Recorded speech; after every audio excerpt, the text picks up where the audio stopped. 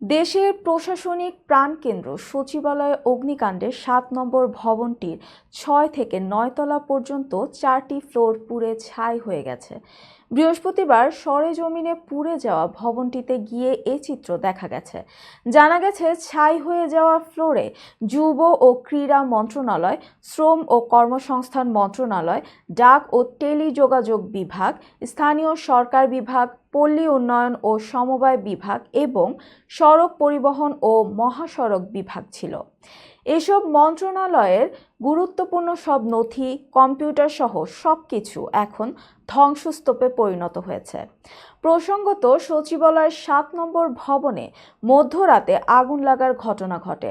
অগ্নিকাণ্ডের শুরুতে রাত ১টা ৫৪ থেকে সচিবালয়ে অবস্থিত ফায়ার সার্ভিসের ইউনিট আগুন নিয়ন্ত্রণে আনার চেষ্টা করে।